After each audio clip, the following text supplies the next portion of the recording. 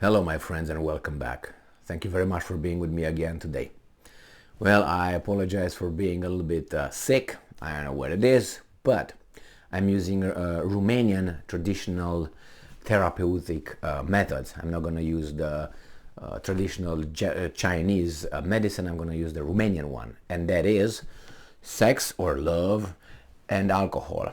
Now, for you who might want to know some details on this one, it doesn't matter the order and the repeat. So it can be sex and alcohol, and then again sex, again alcohol, and so on. So I had the first one. I'm at the second one. Oops, take it easy, baby doll. So just so you know, if I'm sounding a little bit or I'm doing something like that, you know what's going on. I think AIDS kicked in. Just kidding. I don't know. So this article comes from Ukrainska Pravda from Friday, December 30th, 2022. Russia plans a new wave of mobilization from January 5. Chief of Ukraine's Defense Intelligence reports. Well, let me redo this title. From Russia plans new wave of mobilization from 5 January. I should make it like this. From January 5, we are fucked. All right, let's move on and see what's going on here. The Russian leadership decided to start a new wave of mobilization from 5 January 2023 due to lack of manpower. Kirill Budanov, chief of main intelligence directorate of the Ministry of Defense of Ukraine, in an interview with BBC, and I'm quoting, they decided to start another wave of mobilization from January 5. That's not good news for you. Why don't you go and say, Putin, can we talk? I do not know if they will announce it specifically on the 5th. However, January 5 is when they planned it for. I will hold you accountable for this, Budanov, personally, Kirilo. Anyway, they will have to start a new wave of mobilization, even considering the fact that the past mobilization, which supposedly ended, did not stop, and people are being mobilized in full swing. Okay. Details. In Budanov's opinion, compared to the previous wave, there will be no changes. However, Russian military leaders have already adapted to the course of this campaign, so the process will be easier. And they also switched from a special military operation into war, and that means you are going to get a different kind of Russians now, in volume, tactics, and I think attitude and training. On top of that, according to the head of Ukrainian Defense Intelligence, the Russians have huge problems with equipping existing units and forming new ones. I don't believe that, and I will tell you why. They already lack manpower. If you tell me that the Russian military was not prepared for a total war with the rest of the world like the United States is, the US's doctrine is us against everybody else. So they plan their defense on a scenario that the United States is attacked at once by everybody else. So what does that mean? They calculate how many people can be recruited, how many people can be mobilized. Those people, how many of those will be carrying an automatic rifle, how many will use tanks, how many will be pilots, how many this and that. And then they provide the basics. They cover that. So let's say you have, I'm just saying, let's say you have 30 million or 40 million infantry. Possible. Okay, let's say 40 million. I mean, a population of 340, divided by 2, and then you just get from 2, you get to, I don't know, let's say 40 million, I'm just saying, which is a, I would say, conservative estimate. Then you should have at least 30 million weapons ready.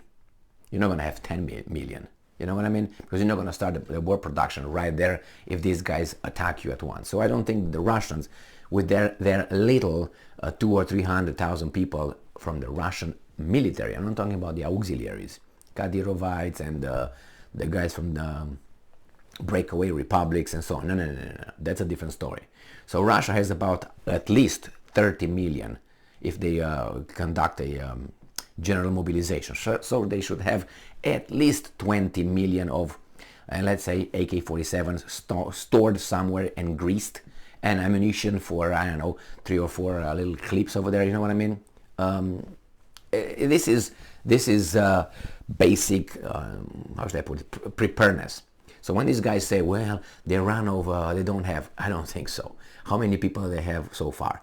500,000 people? 400? They don't have more than 400. And do you think they ran out of it? What, they thought they're going to fight Moldova, the Russians? So they, what if we get attacked by Moldova? I don't know. What about Romania? Jeez, we're done. No, they calculated for the NATO attack, not for Moldova shit or Ukraine. So that's BS right here. I don't know if this is deliberate or it's just pure ignorance, or both, I don't know. According to Russian leader, since when this guy's a leader now and he's not the dictator, cruel Adolf. So according to Russian leader Vladimir Putin, during the first wave of mobilization, roughly 300,000 people joined the military.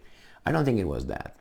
Didn't they say they mobilized about 82,000 and then about 80 more or something? So it's about 180,000. But anyway, let's say we go to 300,000.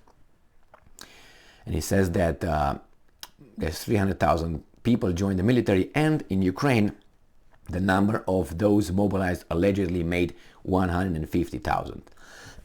Excuse me. Oh, let's get this a little here. Let's see. You're sweet like her. Let's move on. Late in October, Putin said the partial mobilization was over. However, the General Staff of Ukraine's armed forces insisted